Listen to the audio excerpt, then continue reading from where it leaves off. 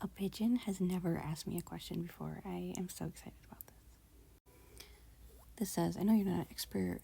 How do you personally differentiate structural dissociation from DID? Is it because basically your parts are your own voice, not somebody else's? Does it just feel like a different version of you? And they went on to say that they feel like they have kind of this internal battle and they're not fully sure how to make sense of it. My understanding is that structural dissociation exists on a pretty big spectrum. So people with regular PTSD from a single event have structural dissociation, and people with DID have structural dissociation. And then kind of in the middle of the spectrum, there's CPTSD. There's there can be personality disorders like BPD, depersonalization derealization disorder, and OSDD. So my understanding is if somebody is experiencing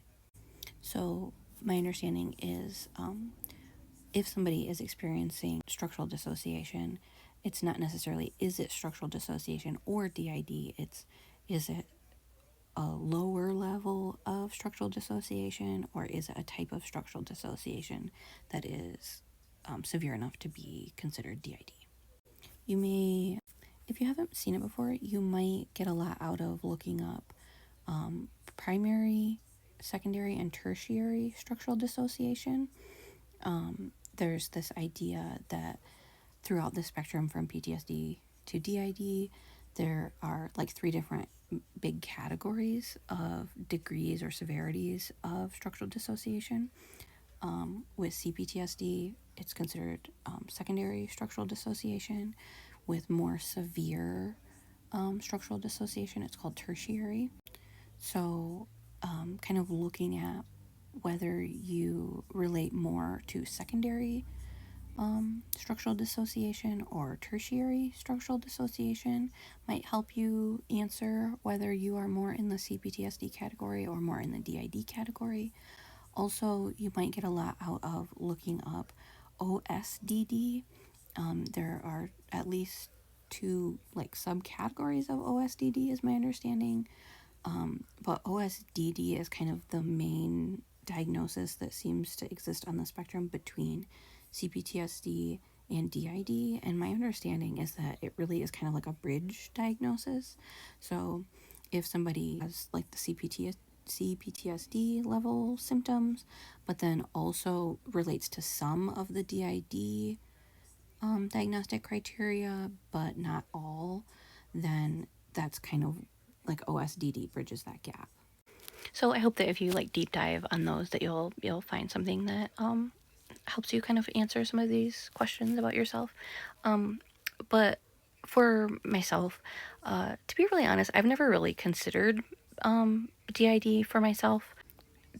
Just what I've heard about it, it doesn't really resonate for me.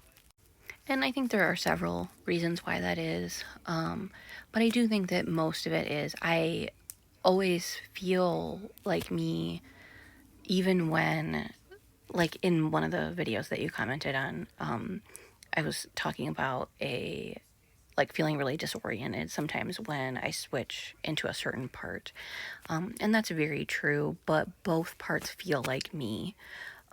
In that specific example, one feels like the version of me that I currently am, the place that I'm at in my healing journey, and one kind of feels like the way that I saw things or felt or believed things to be when I was 10 to 15-ish. And so even though I don't feel that way or think that way or whatever now, the vast majority of the time, it does still feel like me. I never have amnesia. I do have some weird memory stuff because trauma, it does weird things to memory, but I never lose track of hours or days, or I never don't remember where I was last week or that kind of a thing. When I am in a part,